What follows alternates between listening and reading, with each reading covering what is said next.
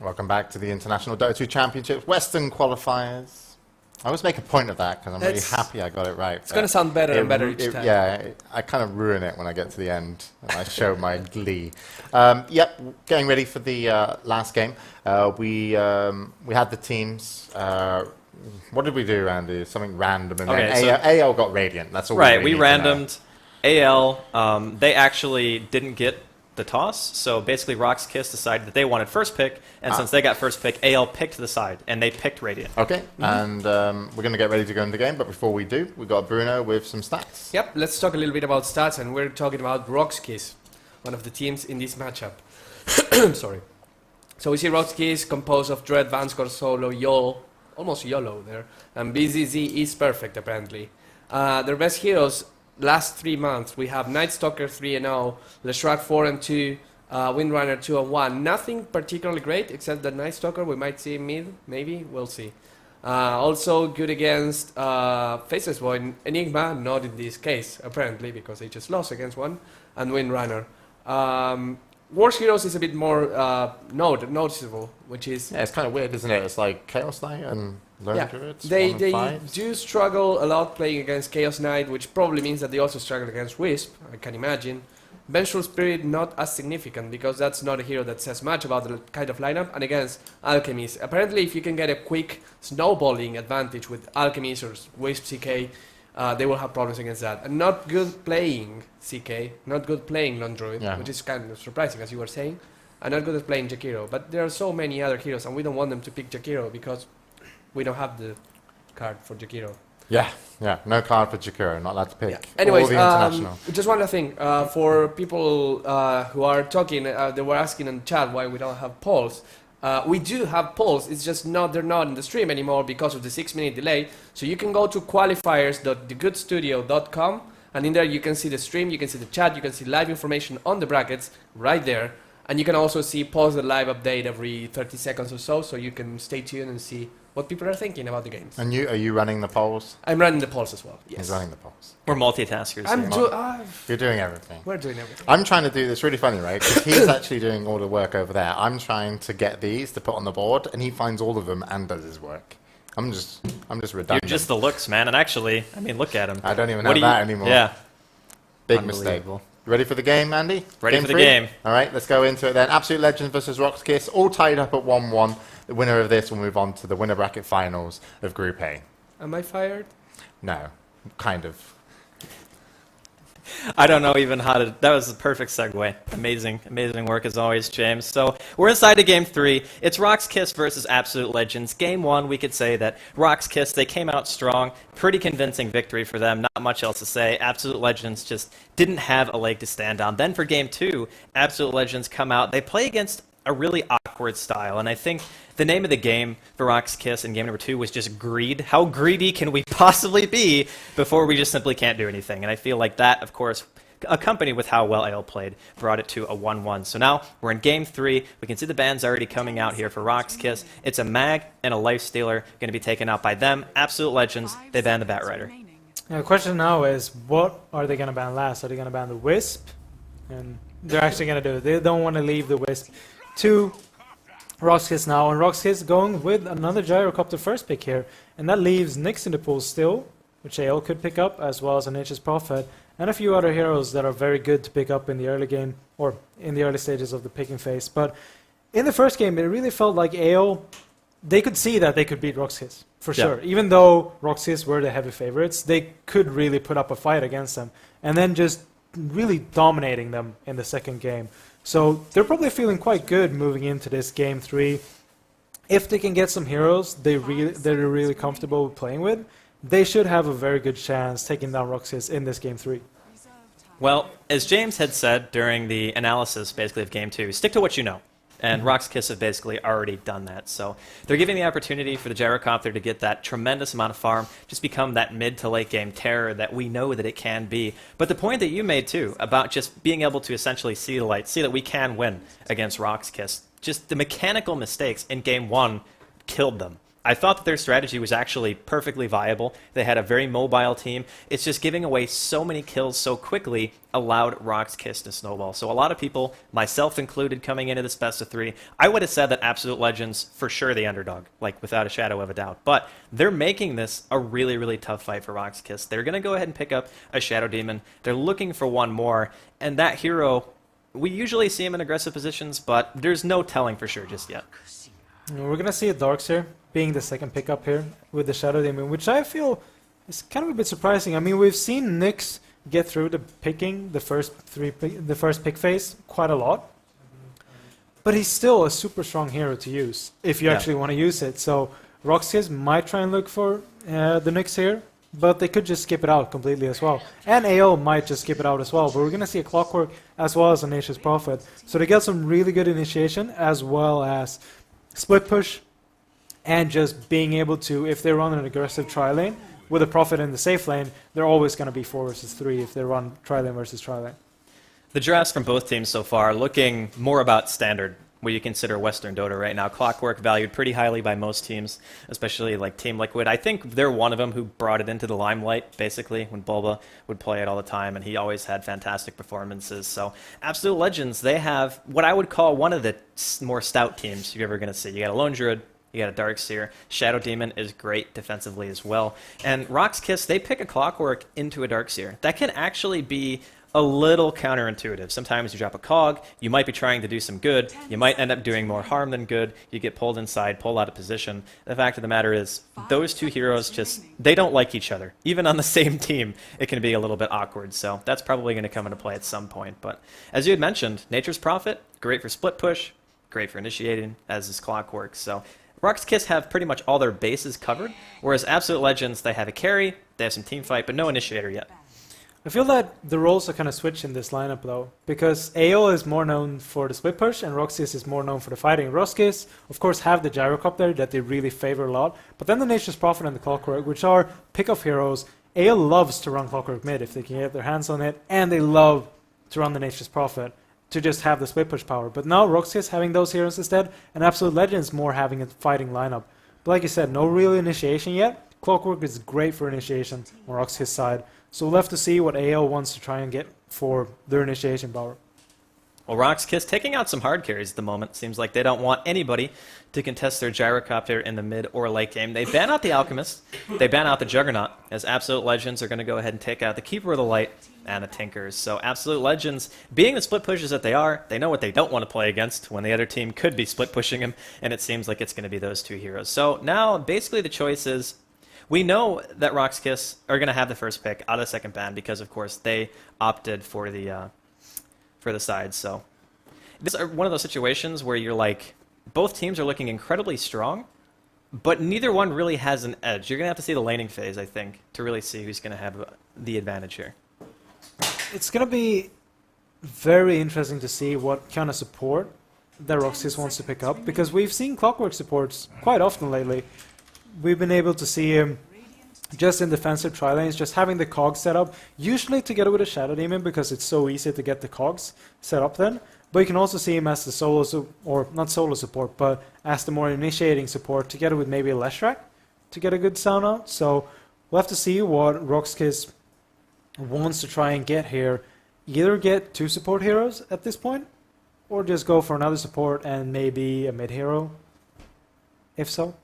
Yeah, I mean, the options are open, basically, for both teams. They have this really nice style of picking where Gyrocopter, Clockwork, Nature's Prophet, they can be seen in so many different roles, as can the Darkseer and the Lone Druid. Shadow Demon's pretty much the only one in the pool right now where you look at him and you're like, he's going to support. Unless you watched any Chinese Dota recently and you saw VG Gaming actually run Shadow Demon farming mid. So everyone can be run as everything nowadays. But the last ban's actually going to be a Bane. So RoX.KIS, they have a choice now. What kind of supports are they actually going to go for? Still a lot available, actually, in terms of AoE. If you want to count the cogs in that call down, you have the Nature's Prophet ultimate. Do they want to add more AoE burst? Do they want to take something like a Queen of Pain, maybe, to try to take some early fights? Because she can be devastating, especially if you get that Orchid Rush out against heroes like Shadow Demon, Darkseer. Silence them, take away the mobility, score some easy kills.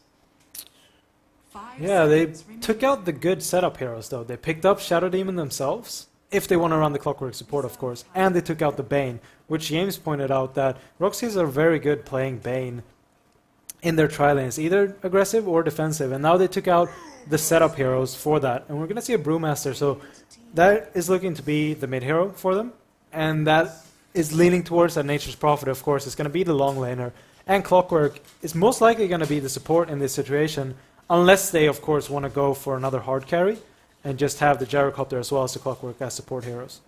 I do love the Brew pick, by the way. This is like one of the heroes that you look to and you just think hard counter to Lone Druid. Put the Bear in the air, put the Lone Druid in the air, doesn't really matter. Or even the Darkseer, depending on how the fight's going. It just gives you that control that I feel like RoX.KIS, they thrive with that kind of a team. They thrive with a team who can fight, and they thrive with a team who can just assume map control. So they're definitely sticking to what they know best here. Absolute Legends, they're going to answer with a Lina pick. So the nice thing about the Shadow Demon Lina is having the free setup stun. Obviously, that's going to be really nice. But the burst potential between those heroes, even though Brewmaster is like a strength hero, Clockwork is a strength hero, if you get Soul Catchered and you get hit by that combo, you're still probably going to die.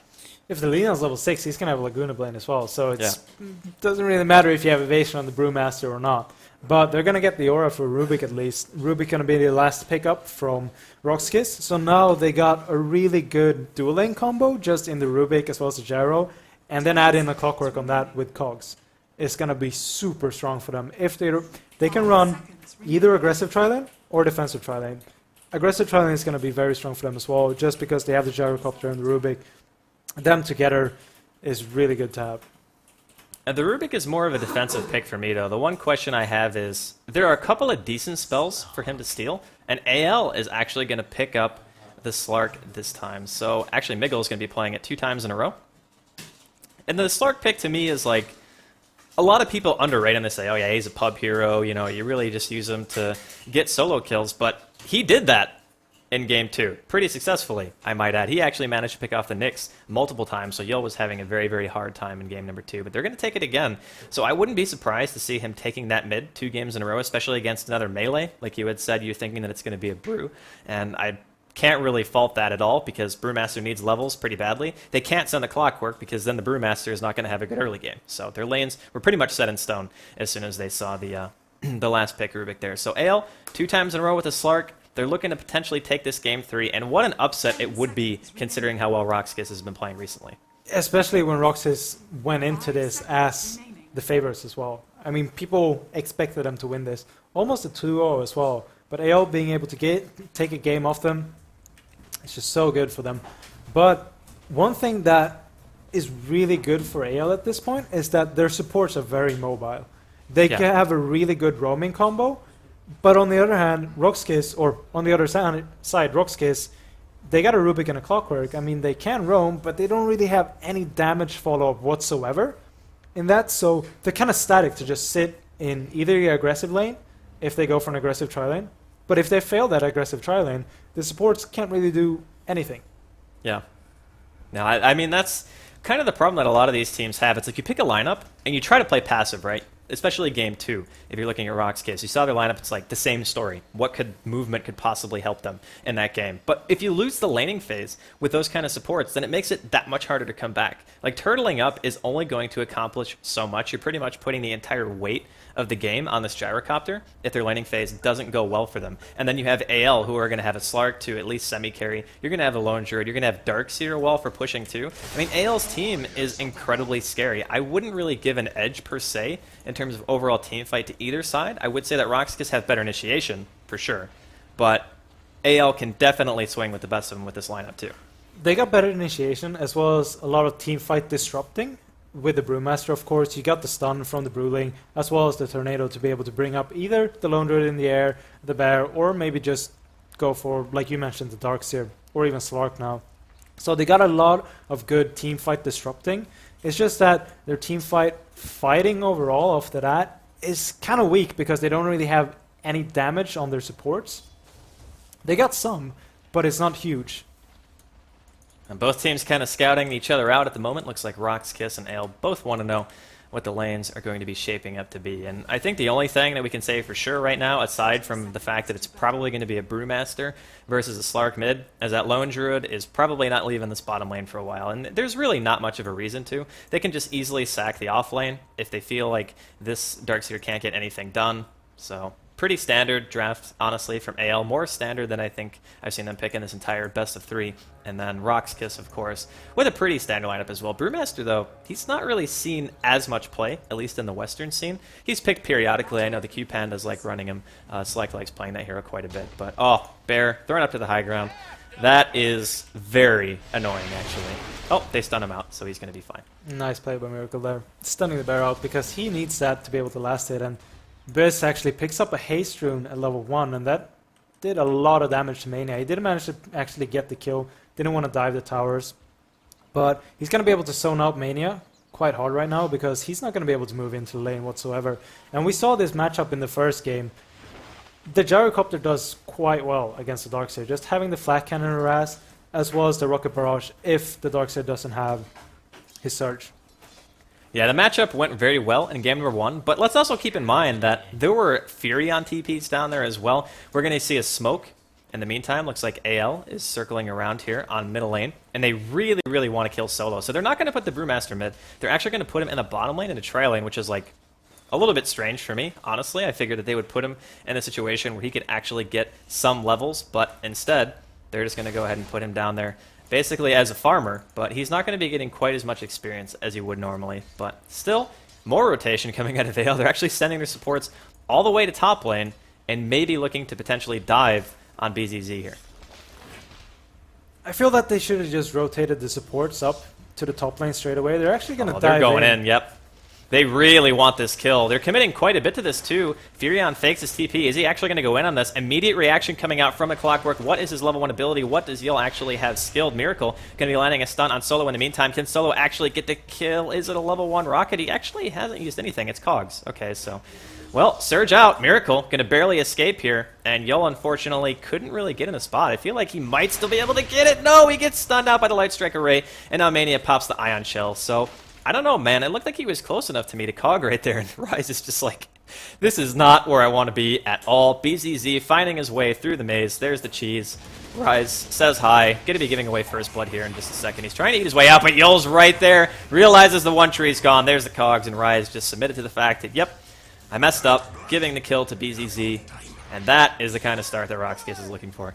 Another great rotation coming out of RoX.KIS supports. Just being where they have to be. Solo first scaring off AO with the Furion TP, and then Yul TPing up with the Clockwork instead, and then Furion TPing in. Almost getting the first blood on Lina, but they still managed to get it on the Shadow Demon as we saw. So a good start for RoX.KIS. Some levels going the way of the supports as well, which is nice because Vanscore was staying in mid, getting some XP against the Slark when the Nature's Prophet TP'd up to top. Oh, top lane again. Looks like they're trying to go on BZZ here. He's taking quite a bit of damage. He will end up going down, so extra auto attack coming out for Miracle from downtown seals the deal. So even though AL give away the first blood, Rise ended up getting picked. They pay one back, and it's the best possible hero to kill in the situation, and the Gyrocopter. Yeah, for sure. They need to stop his farm straight away. He doesn't have too much farm at this point. He's only 7-3, but getting that first blood gives him quite a bit of gold, which is where he gets most of his farm to start off in the early game. Oh, nice dodge by Solo in the middle lane. In the meantime, BZZ gets his kill on Mania in the top lane, and we're also going to see Furion basically just teleport out. He's like, I don't want any part of this anymore. Miguel doing a nice job, at the very moment at least, of controlling mid. He's sitting at 9-4, but the real story in terms of farm is this Brewmaster. He's sitting at 16-10. This Lone Druid is still not getting much of anything due to Dread just spamming that Drunken Haze over and over again.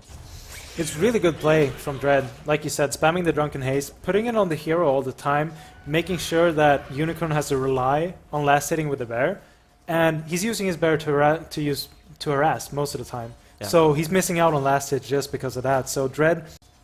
And we can see right now, it's Solo versus Miguel here in this middle lane, and the Prophet's actually having a hard time. Like, he's sitting at 8-2, which isn't the best. He's going to be teleporting to the bottom rune, picks up a haste, but not going to be able to make too much happen of it. This is the one cool thing that you can do with a Prophet. in just taking all the runes because you know you're going to be getting way more experience than normal. Your teleport cooldown's not going to be nearly as long. You can just skill it up first if you want to, which I'm pretty sure that he's doing. So he can be anywhere he wants to be at any given point. So even if he doesn't win mid that hard, it's still going to be okay for him. It's just the fear of having the teleport all over the map is that when they ran an aggressive tri-lane and the roaming supports, you're always going to be able to have the Prophet there to fight if the supports on your team is fast enough to react. Yeah. Well, Unicorn farming away here bottom. He now has some breathing room as Dread has decided to leave the lane for the moment, doing some ancient pulling in the meantime. So that's obviously going to be for BZZ once he gets some levels and perhaps some lifesteal.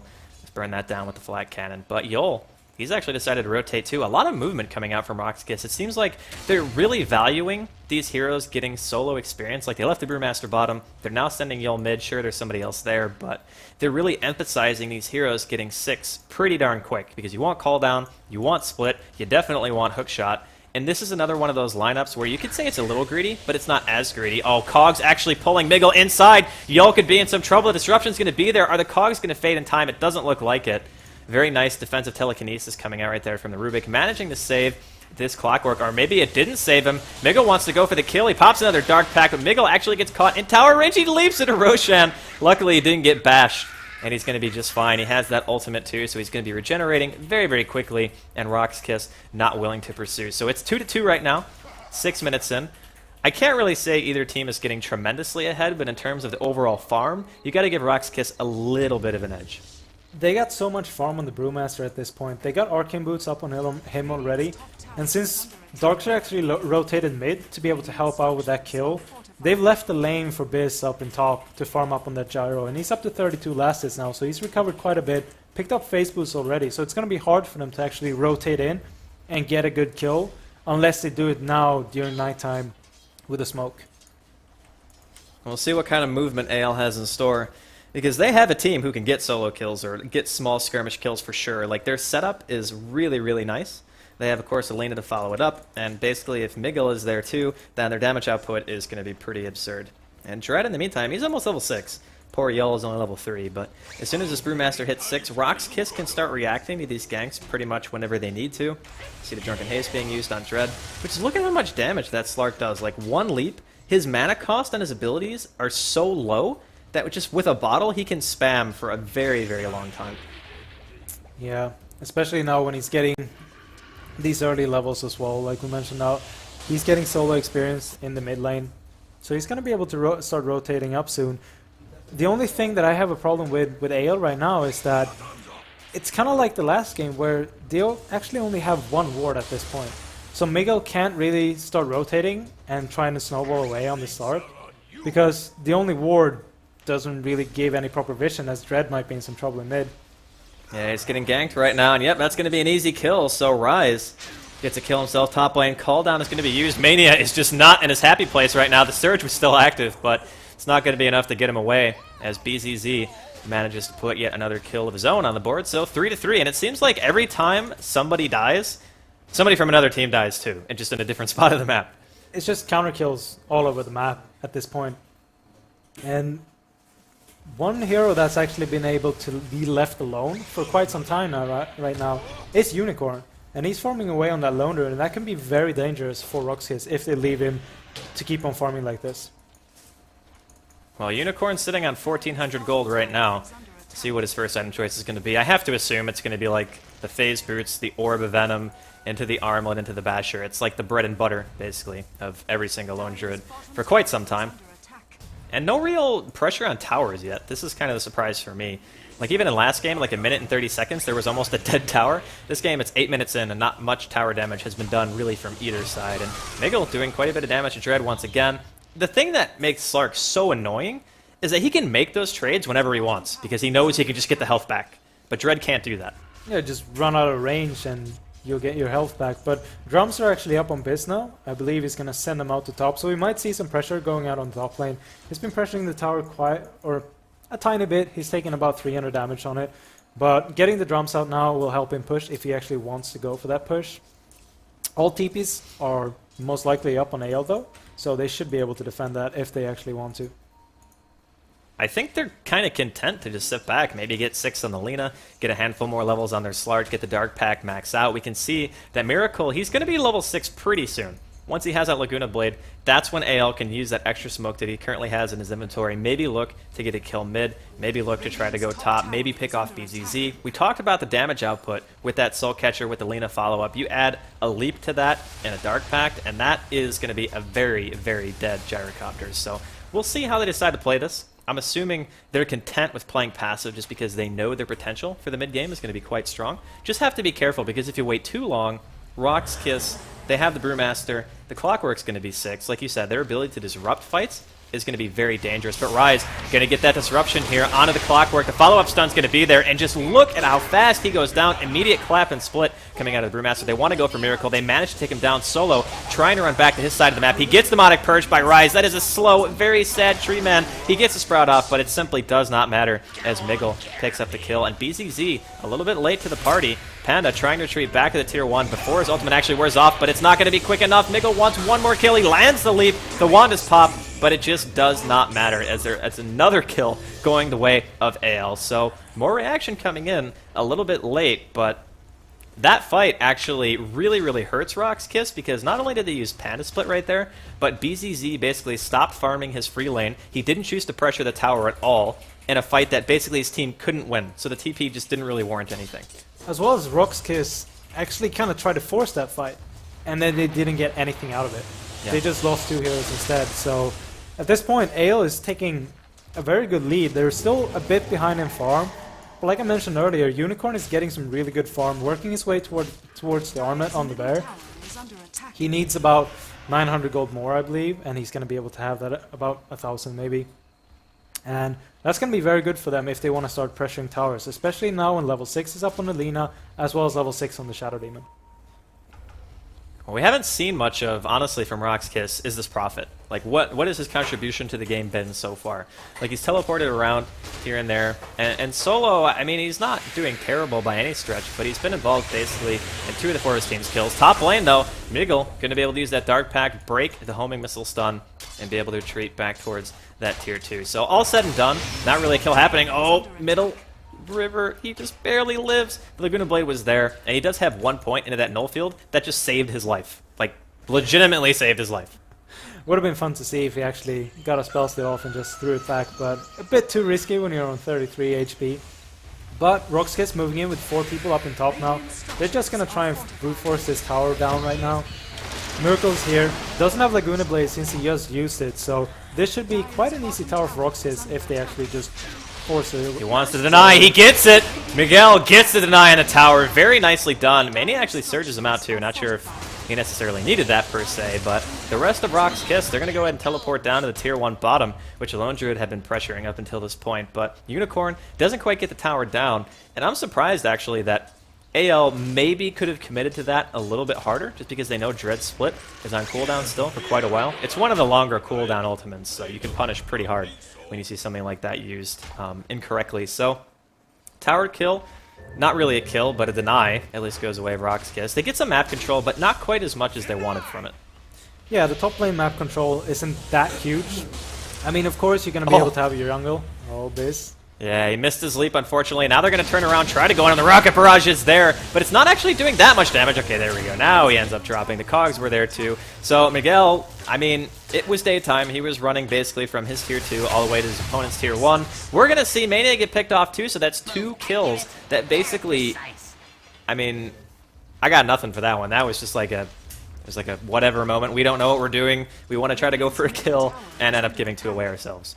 Kind of a weird moment, but RoX.KIS getting some 2 needed kills, getting it especially on the Slark is really good at this point. Just keeping the Slark from farming, as well as keeping him from picking off heroes, is very nice for them. Dread putting some pressure down in bottom since Unicorn actually TP'd into mid lane with his Lone Druid, so we'll have to see how much damage Dread can actually do to this tower.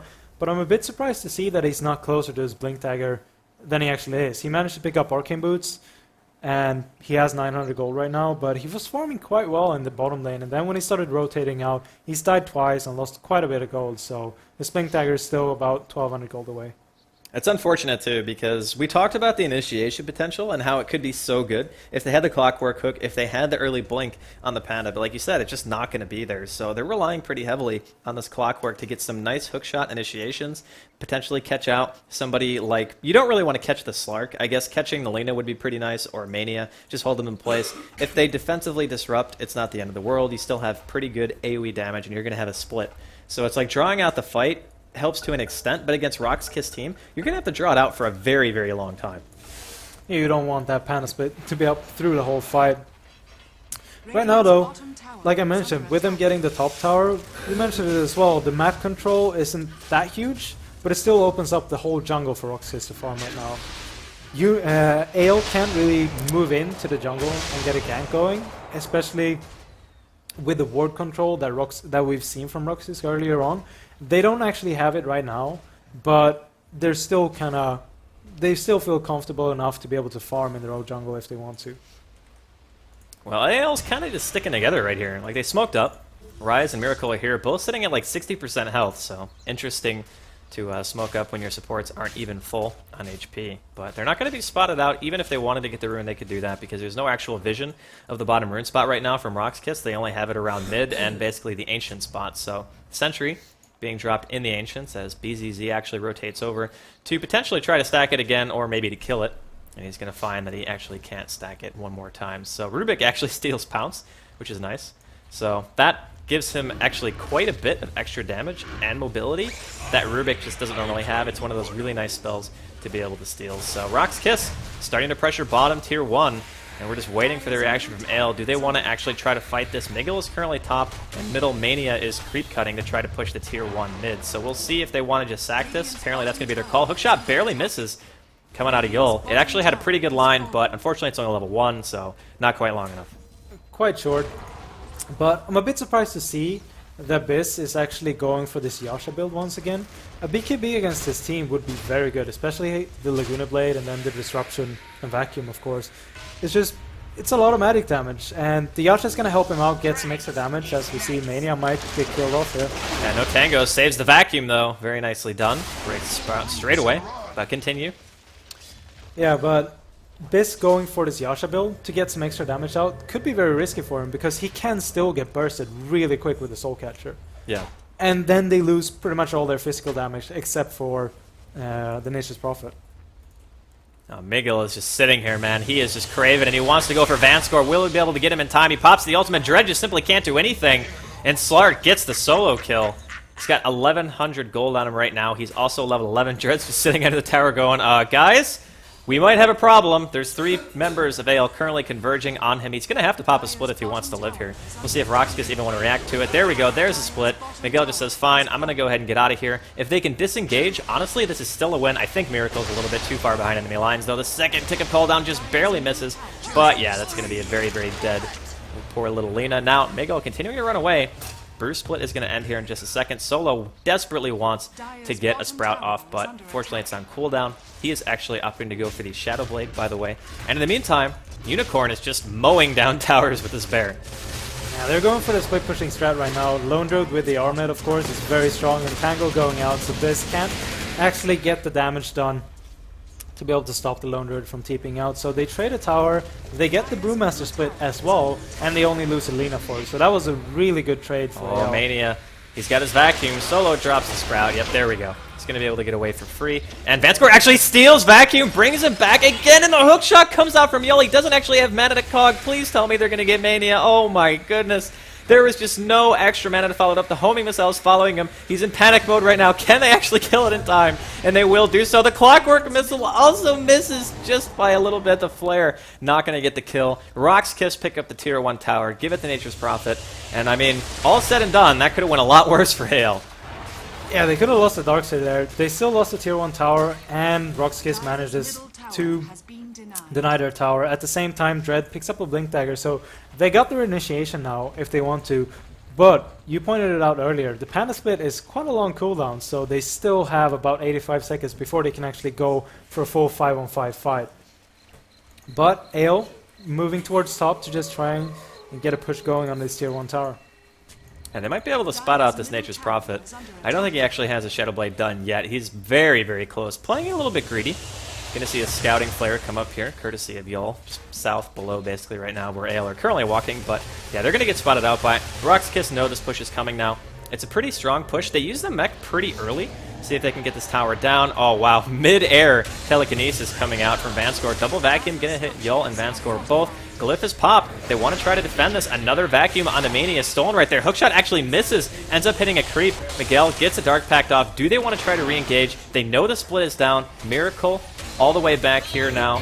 Finally back with the rest of his team. And Sentry is dropped. They're going to be able to spot out Solo just barely. He runs out of Sentry range. Yul drops the defensive cogs. They want to try to get out of here, but looks like a call down going to do a bit of damage to the Bear and Unicorn for the moment. Kind of an awkward engagement for both teams so far. Miguel actually eats an Ursa Stomp too, so neither side really wanting to fully commit to this.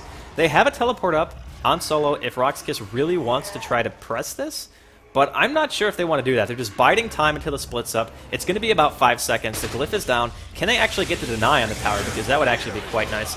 The Bear actually not doing a whole lot of damage at all currently. Just kind of hitting away on the tower, and it's going to get rocket barraged. Looks like it's going to be dropping here. So unfortunately not able to get the tower down, and AL is going to fall back. Panda Split is actually up now, but it looks like they don't want to try and dive for this. It's quite far, and Dread might not get the proper follow-up he wants. But at the start, if AO would have been able to get that tower, it would have been a really good trade because they would have got a tier 1 tower, and RoX.KIS pretty much used all of their spells. But now RoX.KIS gonna go for an aggressive push. Like I mentioned, they got the split up, almost level 11 on Dread, but it's still a level 1 split since he's still only level 10. But they might be able to get some proper damage going on this tower.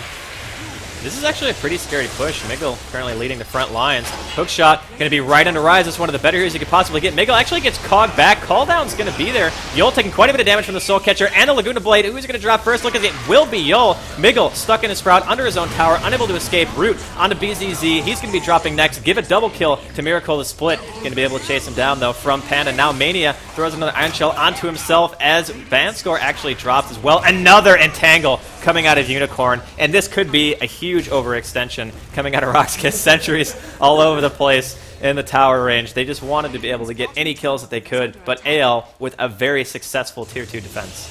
They had to use a buyback on the Slark, but it was still very, very good for them.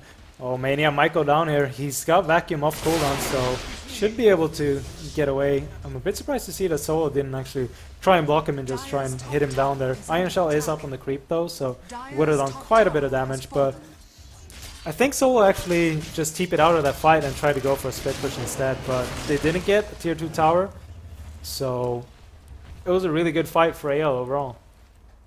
Well, honestly, RoX.KIS pressed that really hard. The call down didn't really hit much of anything. I mean, he call downed like a solo disrupted Shadow Demon. Like, the call down just needs to be able to do more damage than it did in that fight, and that wasn't the only reason why I feel like they lost it. They were diving a tier 2 basically at 21 minutes in, and that's not necessarily the best choice, especially given their carry potential isn't that bad. I mean, they have a Furion, they have a Gyrocopter, they even have a Brewmaster split. Once he gets 16, his ultimate's going to be very, very potent. So I'm not sure why they felt so pressured to make something happen there. Maybe they just figured, hey, we got split, let's try it, and then just overcommitted.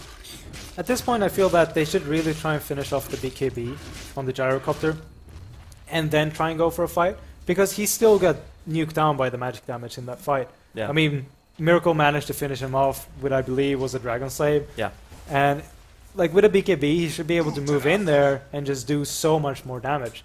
They, of course, got the purge, so he can't really move too much, but Flat Cannon is 1,000 range.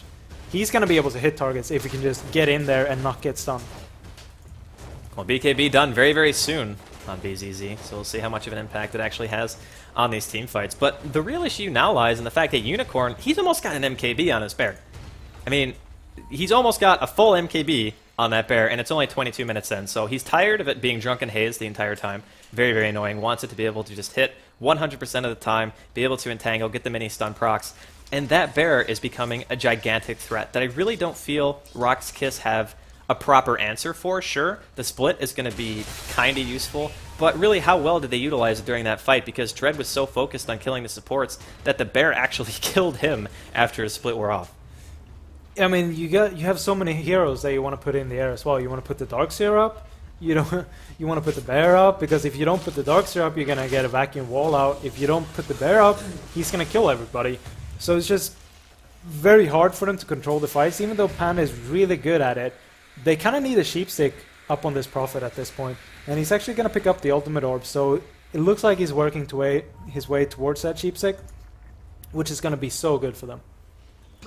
Well, 11-9, 23 minutes in. Looks like RoX.KIS are going to take their first shot at Roshan, and there is no vision from AL that this is currently happening right now. You can see it's totally dark, and of course RoX.KIS have some wards of their own near the Rosh pit, but AL, they've got to be assuming something is up. I mean, no one is visible on the map right now. Sure, the lanes are a little bit pushed out at the moment, but typically you can see like maybe the Furion's farming because he has a Shadow Blade, at least one lane. But right now, AL see nothing.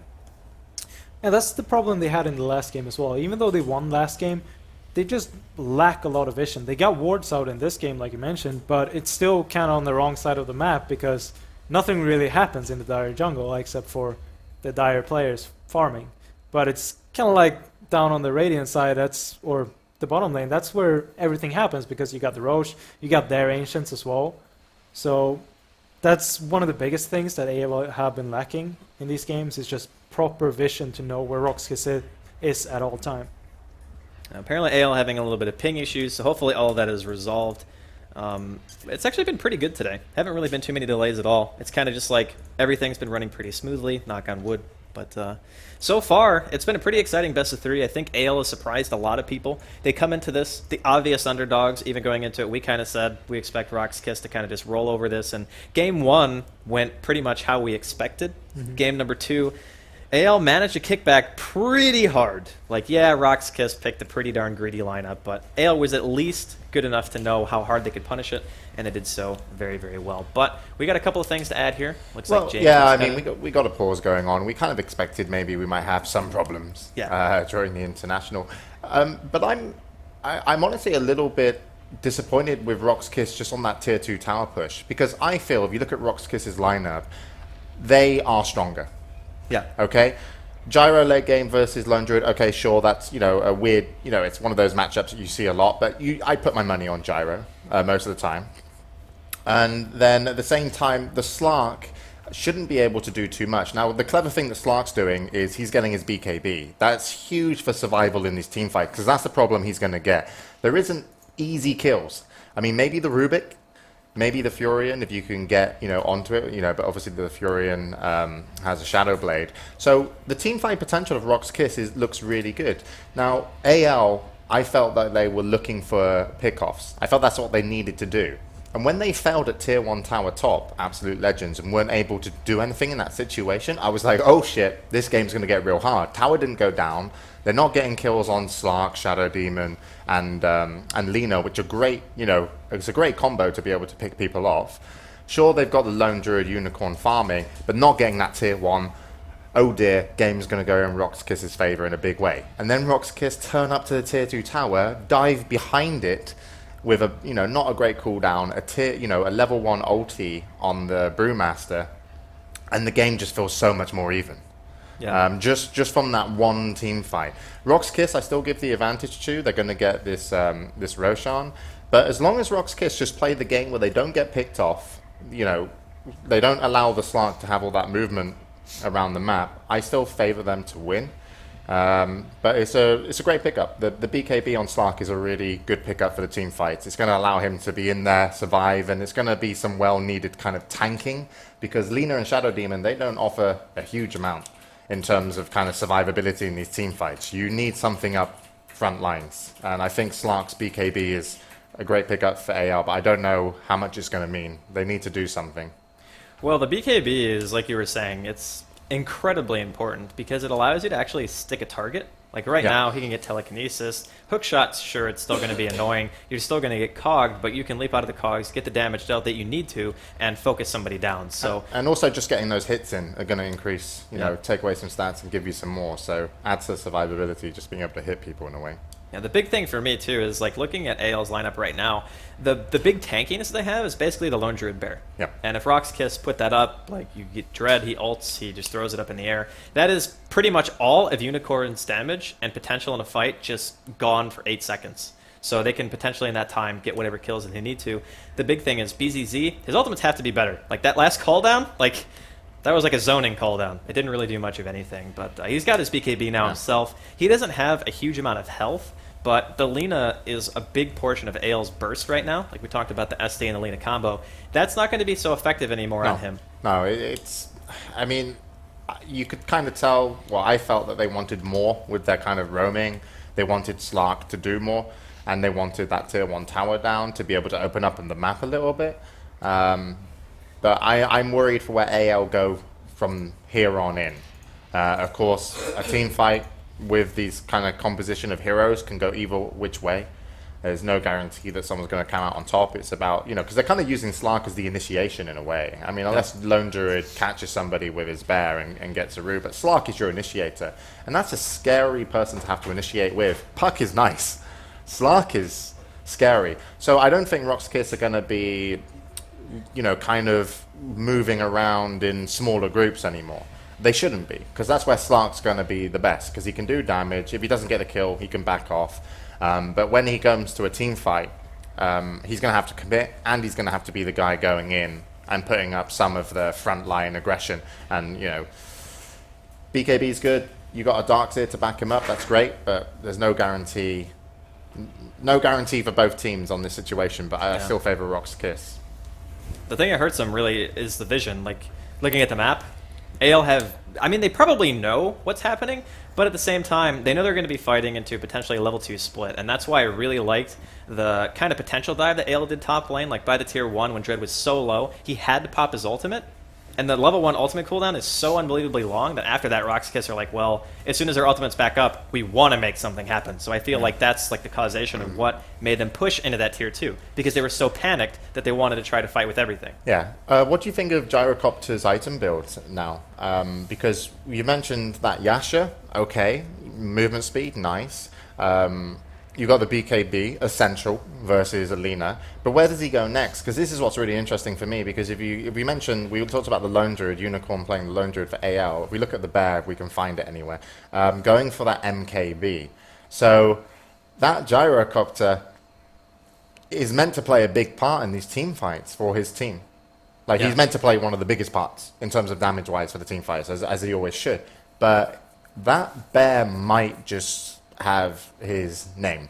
Yeah, it's going to eat him. That's really the problem they're running into. If you think about it, it's like, it's irony because they picked the Brewmaster to blind the bear or to throw it up in the air so it couldn't do anything. But you're forcing him into a faster MKB, so BZZ's never going to be able to get to that point, at least not for a long time, to where he feels like he can just stand and hit. You know, if the bear is on him, he has to run. Yeah. He doesn't have enough survivability right now to really live through that. He's probably going to go Manta, I would imagine, just to give him an escape. Yeah. Now, he won't do as much damage with that build, but at the very least, he'll be able to live through it, and that's pretty much the goal, because the bear, outside of the burst from the Lina, of course, and the Shadow Demon, is like the majority of the physical damage that they have. Like, it's like all magic except for the bear.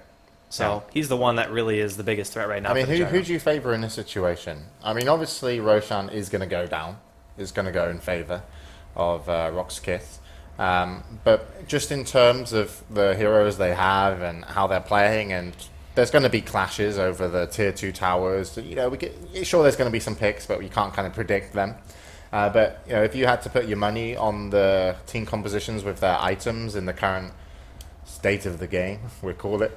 Any favorites? I kind of have to give RoX.KIS the edge, just because they're a team based around fighting with everything. Fighting with your split, fighting with your cooldown, fighting with Prophet Ultimate, whatever. You know, they want everything to throw at you, including the kitchen sink. They're getting that right now. They're getting the last thing, the last piece of the puzzle they needed to make this push as strong as it could possibly be. Now, AL have a little bit of breathing room because they have tier 2s. So maybe they take a really good fight. Even if they lose the tier 2, if they pop the Aegis, then RoX.KIS push doesn't feel that threatening anymore. But it's going to get to that point. It's going to get to the point where the Gyrocopter's inventory starts getting more and more full. He gets like his finished Manta. Maybe then he decides to go into Lifesteal or an MKB. And then super late game, of course, he's just going to be dominant. He's going to just crush everything because that's what Gyrocopter does. But I still think the AL have a chance here. It's a little bit more pressure on them to perform. Is it hold the towers and get both your Slark and Lone Druid to kind of out-carry the gyro as a duo, or is it to make something happen in terms of picks? I mean, where would you go with AL if you were team captain in this situation? Well, there's two ways. I mean, the first one is not going to happen because they're not contesting the Roche. So I wouldn't necessarily want to fight into an Aegis gyro and a split, especially level 2 split at 23 minutes. That's actually very, very difficult. So if you think about it, they have a Lone Druid, they have a Slark, they have 2 heroes who can ideally go for things like Basher. And that's really the important key here, because that BKB, we talked about it. We talked about the MKB and the fact that he's probably going to have to go Manta. But when you have 2 heroes with Bashers in the late game, like Panda Split does fall off. Rubik falls off a bit. There's not really that many great spells for him to steal. And the Clockwork is going to be, like, he has to lock somebody in. He can't lock the Slark in. And the Lone Druid will kill him. So, I don't know. It could still go either way. I slightly favor RoX.KIS, but AL do have the opportunity if they pull it late. It's just that Miguel right now, he doesn't have a whole lot of farm. Like, he's got drums and face. That's it. No. We also have to mention, though, if AL from this situation, they lose Roshan, and they have to play quite defensive, you know, they don't want to take a fight against Aegis in the open, they're going to have to most likely defend tier 2 towers. If RoX.KIS aren't, you know, just running into a tier 2 tower like, hey, we want to go here now, they're going to be able to use their Nature's Prophet to be able to pick up maximum farm. So they're really going to open up the map. And if we click on the Nature's Prophet just to check on, we can actually see the items. Yeah, you can already see in terms of, Ultimate Orb. So that, you know, Sheepstick, Cypher Vice coming in later game could be a big factor. Because I can't see anybody in support-wise for the other team being able to pick up a big item like a Cypher Vice anytime soon. Like if you look at Mania on the Darkseer, he's got his mech. That's obviously essential. There is no mech actually on RoX.KIS currently. He's got himself a 4-staff as well. But his gold, he's up to 1k. But where would you go with your Mania on the Darkseer?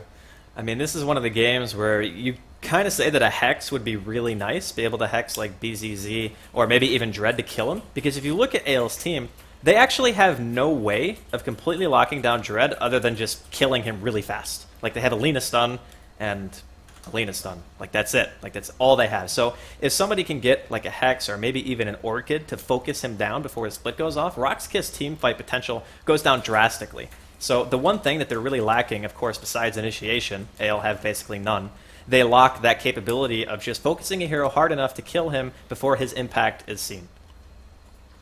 All right. Webhaz, do you agree with everything said? I just thought I'd chip in and pretend.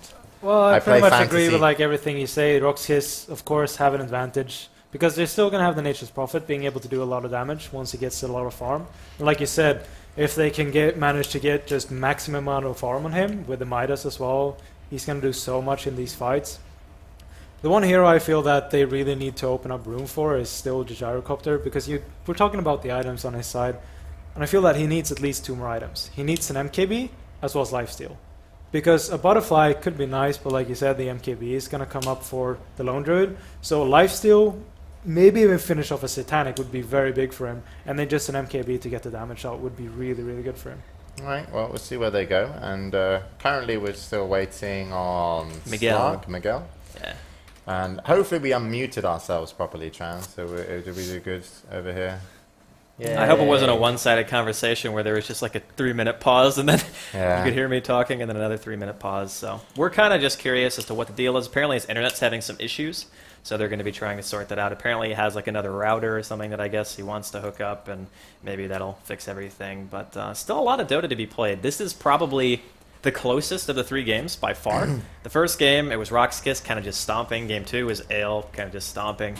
And then Game 3, it's been a little bit of back and forth. And it's pretty much said, or shown rather, by the graphs and everything. Like the net worths, you can see Gyrocopter and the Lone Druid were neck and neck. It's only a 1,500 gold lead for AL, but everything is pretty much just dead even. It's going to be solely execution, what your team composition can actually accomplish at this stage in the game, and that's why we're all kind of saying RoX.KIS a little bit ahead, but not so much where I'm just like, AL are in really big trouble. Oh, no, they're in some absolutely trouble. not. I mean, the team fights are just going to be huge if they bring him to the tier 2 towers. But good position from RoX.KIS now when they get the Aegis, because it's going to stop AL from feeling like they could roam and get some picks. They're going to be on the defense. They're going to get less farm for sure in the next few minutes. Yeah, so currently still waiting.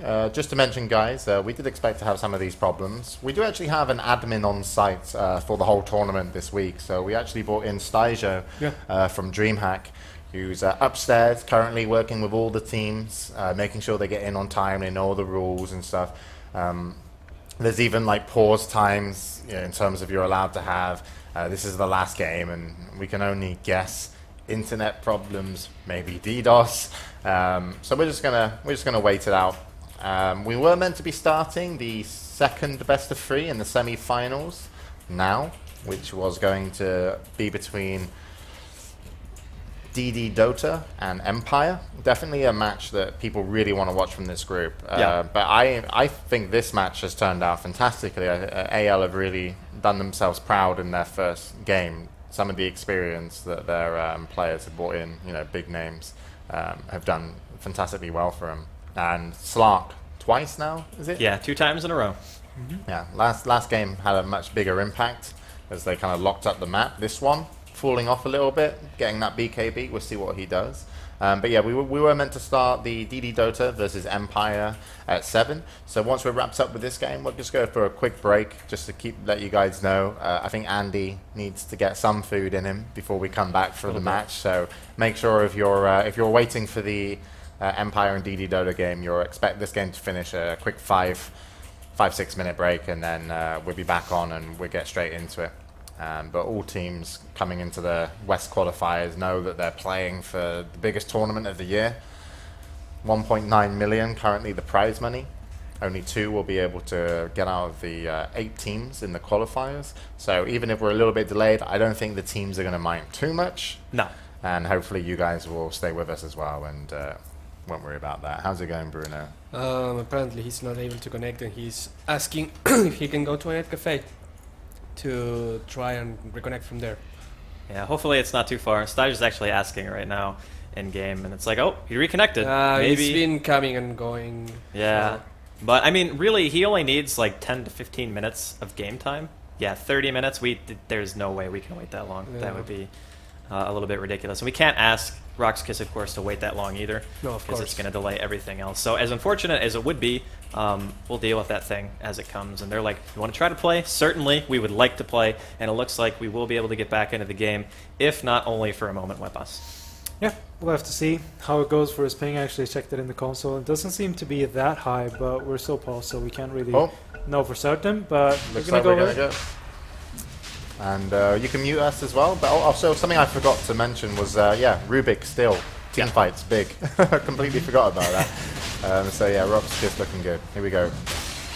And Roshan's going to be dropping. BZZ picks up the Aegis, drops his magic wand for it. And AL, I'm sure they knew, but it's like, how do we engage into that pit against those specific heroes, especially if Yol and the Clockwork, such great zone control and disruption into a call down, into a level 2 Panda split. So they made the conscious decision basically to not take the Rosh. Now there is a lot of pressure on AL to not get caught out, but it seems like they're the ones who want to try to go for a pick themselves. Looks like Solo is actually going to spot them walking up to the high ground, and he's going to pop his Shadow Blade and just walk away. But as we were talking about during the pause, the Prophet's working his way towards that Hex, which is going to be pretty darn important. Even being able to Hex the Bear, or Miguel especially, if his Dark Pact isn't currently being used.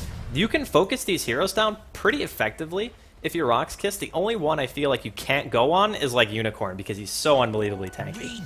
Yeah, it's going to be very hard to bring Unicorn down.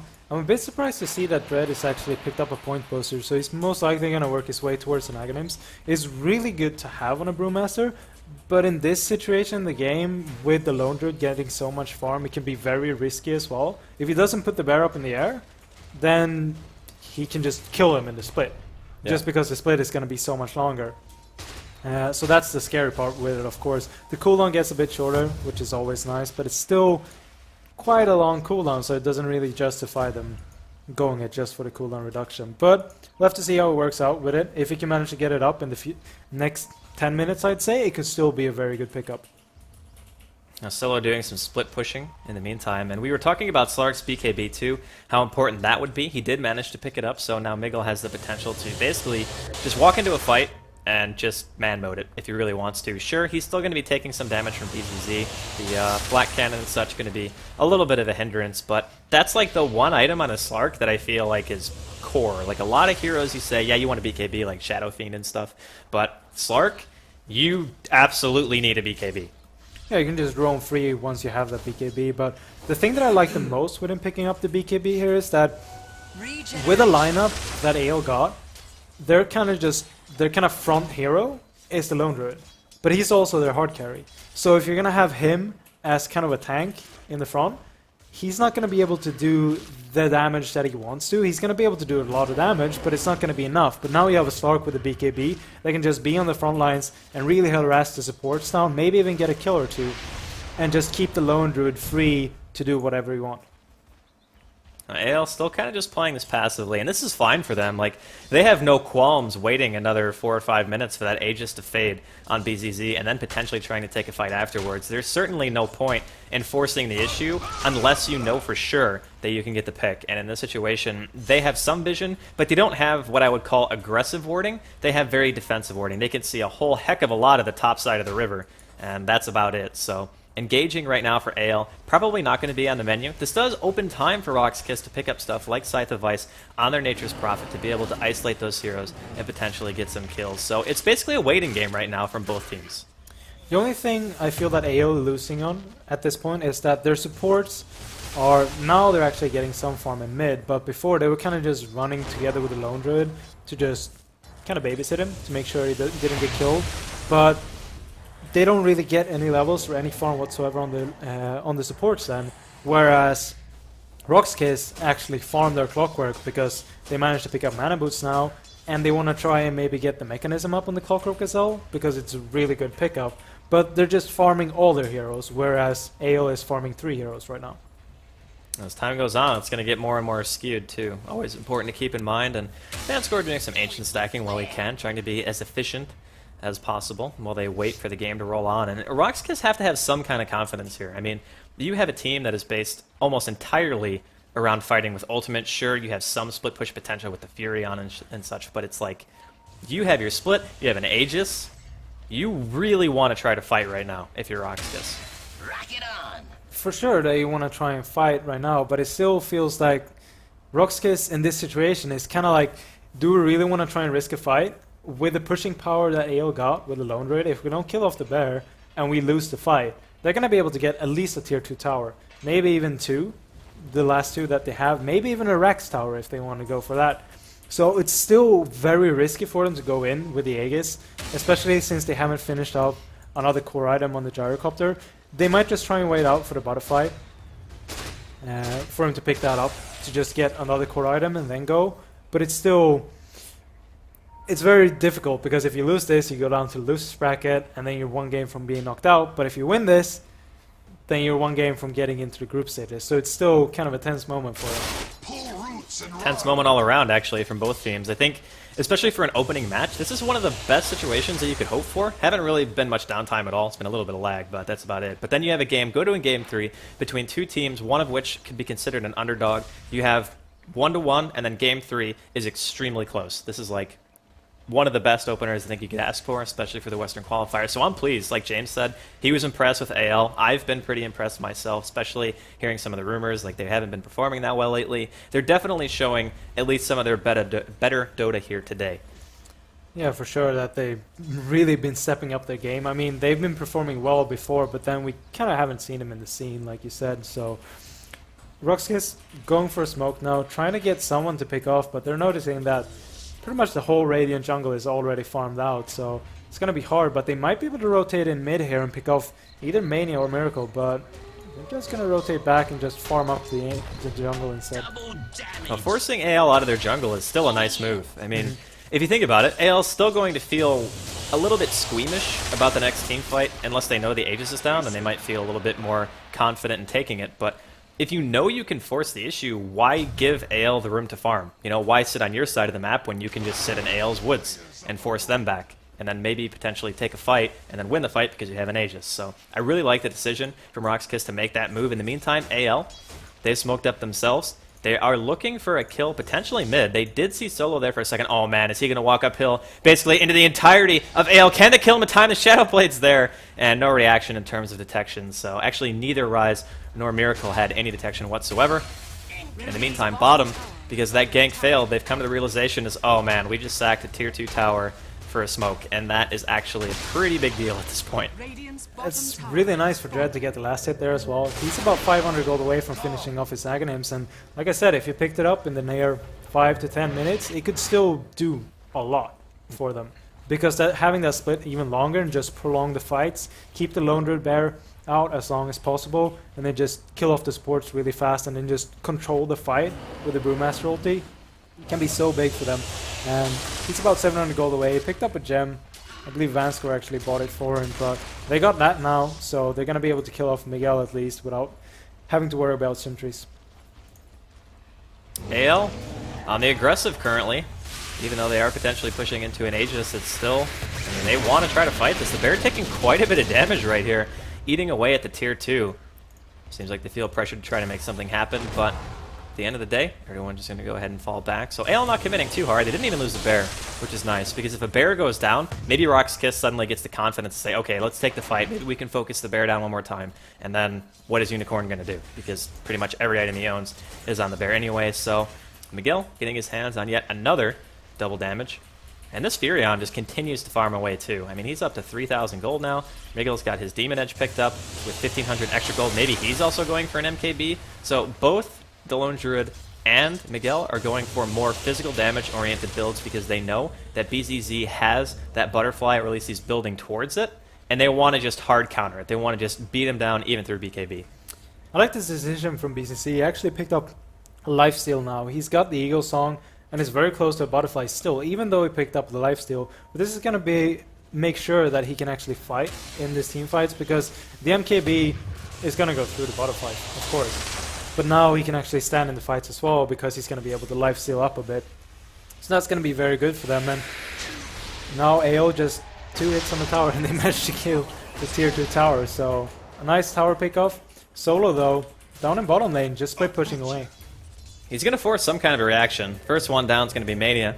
So Darkseer are going to be the one stopping the push. And AL, they get a tower for nothing, but then I guess you could say RoX.KIS kind of did the same thing, except they got a mid tier 2, whereas RoX.KIS were only able to get a bottom tier 2. And it's a small difference, but getting the mid towers down in terms of what map control it gives you is still a bit of an advantage, because it's just so much more space that you open up when you get that. So AL actually going to be a little bit pleased at what they're able to get away with, even given the fact that RoX.KIS right now, in my opinion, still have an advantage. And Roshan's going to be spawning here in just a second, so if they want to try to go for it, they can definitely do so. But I don't think AL's going to give it to him for free this time. I think they knew when it went down. You can see them kind of grouping up outside of the base right now. The only one not there right now is Mania.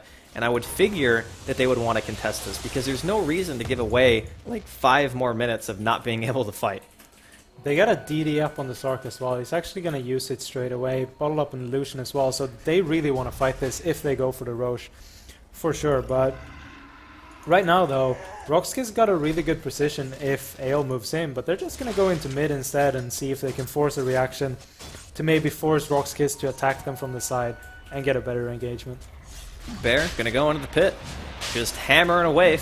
Leap down here from Miguel. And he's still got that double damage, so they're going to be able to scout this out. Yell actually throws a rocket in, so he does see the Bear at the very least. Or maybe he doesn't. Actually, I don't know if he sees him or not.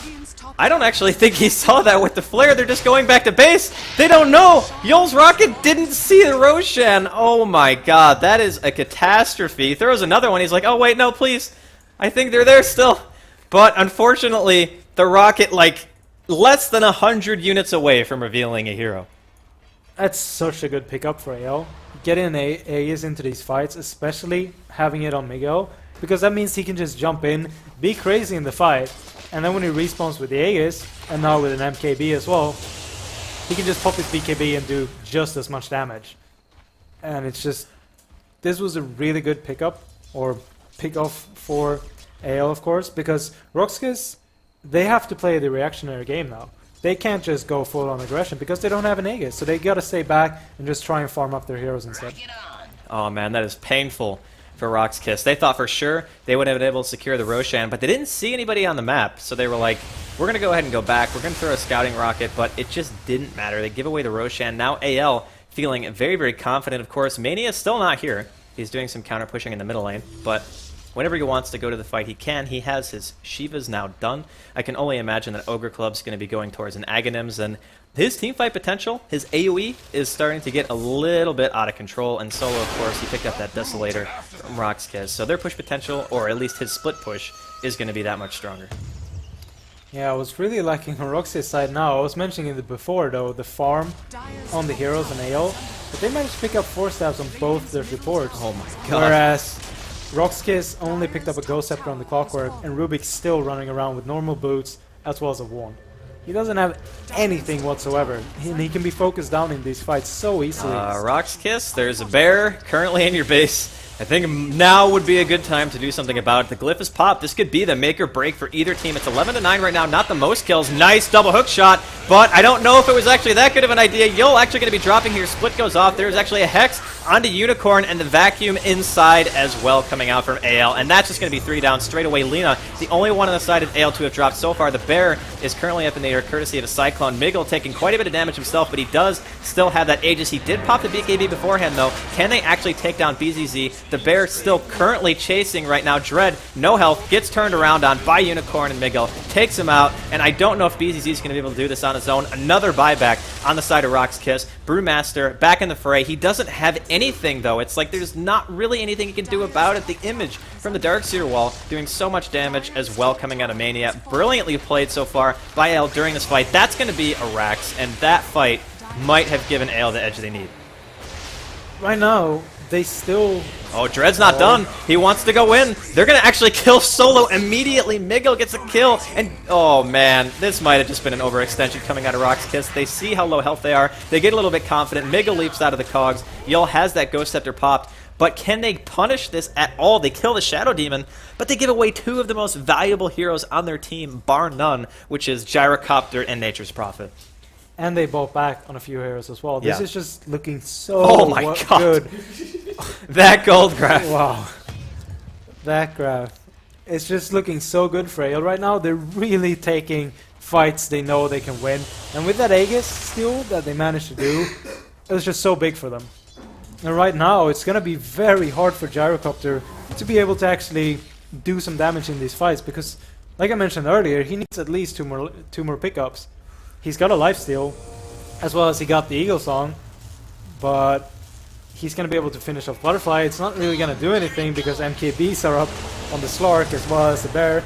And a Sacred Relic is up on the Slark now as well. Like, the amount of damage on these racks is just so high. Look at how much damage they do. They might be able to get some initiation. The cooldown's going to be there. Miracle is actually going to be the first one to drop. Nice vacuum coming out of Mania. It doesn't actually pull too many into the wall. Shiva's Guard going to be popped. I think they want to just try to run out of here. There's no reason to really continue fighting this. Even though RoX.KIS don't have split, it's like, we just got the melee racks for free, so let's just go ahead and back out. We lost Alina, so I guess it wasn't totally free, but still, going to be something really nice for them. Disruption, Soul Catcher onto BZZ. Miguel is there, but it doesn't look like they want to try to re-engage just yet. And yeah, the images, that's something we haven't really touched on a whole lot from Shadow Demon. It's like, as a scaling support, you can't really beat a Shadow Demon. The images with Soul Catcher almost just killed him. Yeah, it's... Ale is just doing so much damage right now. They even managed to force a buyback out of this Gyrocopter. He's still going to be able to pick up the Butterfly if he wants to, but he actually picked up a Relic instead. So he's just going to go all in, and I really like this decision because this is pretty much... They know they're so far behind that this is the only thing they can do. They have to go for a Rapier because they need some damage in these fights. They need to be able to bring down the Sark as well as the Lone Druid. So a really good decision from Biz to actually pick up the Relic and then go for a Rapier. But is it going to be enough, though? That's the question. Well, it's an interesting situation, because if you look at the side of AL, they have a couple of heroes that are still pretty vulnerable to physical damage. I mean, Mane is pretty tanky. He's got 30 armor and 1700 HP, and Unicorn's obviously tanky as well, but even Miguel, he's not that tanky. There's a Ghost Scepter on Miracle, and Shadow Demon doesn't actually have one of his own, so if the positioning is good, and Yul gets a nice double cog, or maybe even more than 2, if he gets that lucky, then they're still going to be stuck in range of the Flat Cannon pretty much no matter what. And BZZ didn't die that fast during the last engagement. Sure, he overextended at the end when RoX.KIS wanted to try to punish, and I feel like they kind of had to, but yeah, there it is. He just actually sells the Yasha entirely and just decides to pick up the Rapier. So this is the all-in.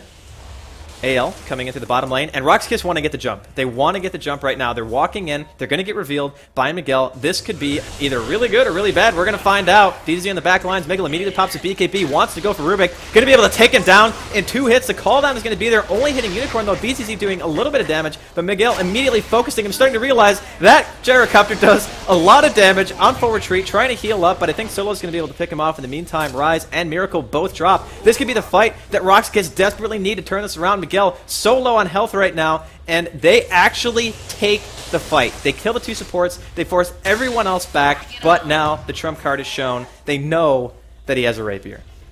Which means that AL needs to farm up a bit more to be able to know that they can just brute force their way in, but it's still such a good defense from RoX.KIS and a really nice decision to actually go for the smoke there instead of letting AL just go up to their base and then try and go, because it's very hard to just try and chase them down, especially since there's high ground a bit out as well. If AL just backs up on their high ground, you can't chase that. But now they force their way over to AL instead and just put out a lot of damage. But I'm still surprised to see, or I'm still curious to see what Miguel wants to go for. He's got 2.5k gold and the Sacred Relic as well. Maybe he thought the game was over, so he was just going to go for Rapier himself. Abyssal, man. Yeah, Abyssal Could Blade. be Abyssal, yeah. Most likely. Yeah, I mean, it's nice because since he sold the Yasha, there's not going to be any Manta at all coming out of BZZ pretty much ever. So if you just Abyssal him and you put the Bear on him, even with a Rapier, he's just going to die. Like, I think the Rapier was pretty much the only call that he could have made in the situation, but I don't think it's going to really give them that much breathing room. You can see how aggressive AL are playing. It's like, yeah, we know you have a Rapier, we just don't care. They don't have split anymore, which means that the Bear is going to be in the fight and do a lot of damage. Oh, wow, that was close. Attempted vacuum for Mania, but doesn't manage to get him all the way down to the low ground. And this is kind of what I was saying. It's like, yeah, you have a Rapier, but he got pretty much his full flat cannon off during that fight, and all they were able to kill the supports. So they're still pretty tanky. And Desolator doing a little bit of damage here to the Bear. Oh, okay, yeah, that Bear's dead. Yep, that's a sad Bear. They get the tower, but the poor Panda pays with his life. So Unicorn on the second Bear now. I think AL is just going to take that key and just go ahead and back out, yeah. Probably the better call. You don't want to take a base push with only 1 Bear. You always want to make sure you have 2, especially with how farmed that Bear is. I mean, the thing's got 32 armor, Basher, AC, everything, basically. And top lane's pushing in, so RoX.KIS going to have to react to it. And it feels like this game got out of hand so quick. Like that 1 base defense top lane. They popped the glyph, we're like, okay, they missed the Roshan, but they can still defend this. And then they lost the ensuing fight, lost a set of racks, and then it just fell apart. Yeah, when they lost the mid as well, forced the buyback on the Gyrocopter, and then they still got a melee racks, and the Gyro didn't really do anything. He got really low, almost died once again after the buyback. That was just so big for AL, but it's still looking like it's going to be the last fight coming up soon for RoX.KIS. If RoX.KIS manage to win the fight, they're still going to have quite some trouble to just push out. There's a tier 2 in mid, so mid won't be the easiest to push in, and top lane is pushed really far for AL at this point. Yeah. So it's going to be hard to just counteract this. And there's probably buybacks on most of the heroes, as it actually is on Mania, as well as the Lone Druid on Unicorn. So Slark finishing his Abyssal Blade. Scouting Rocket here, thrown out by RoX.KIS. So they are going to see some heroes this time. So unfortunately, that Clockwork, man. I can't even imagine the feeling when you rocket the pit and you're like, okay, there's nobody there. And then you see Roshan die like 3 seconds later and you're like, oh god, what have I done? But Roshan's going to be spawning. AL actually out of position for this. They're going for the base. They have to know that Roshan just spawned, so they're going to go for the ranged racks. They're going to go straight to bottom. Immediate TP reaction comes in. Even with a Rapier and an Aegis, I don't think they can contend to make it creep, so they're going to be going for it. It looks like a base race and trade for a Roshan. No, they don't even get Roshan. They completely abandon it. They have to try to defend this. The Megas are going to be coming out, taking so much damage from that Rapier from BZZ. The flat cannon just doing absolute work right now. Decent vacuum coming out of Mania. Unicorn is actually going to be dropping here. There is still 1 Rax left, still standing for RoX.KIS. Can they defend this well enough to actually get the Roshan afterwards? Buyback coming out of Unicorn. We're going to see a Cyclone onto Mania. They need to make this kill happen. I believe that Solo still has his Hex up if they want to try to go for it. And yeah, that's a very, very dead Darkseer. He does have buyback, but can AL get to Roche fast enough? Can they stop them from killing Roche? It's at half health. This is cheese. If they get this, RoX.KIS could be back in the game, as crazy as that sounds.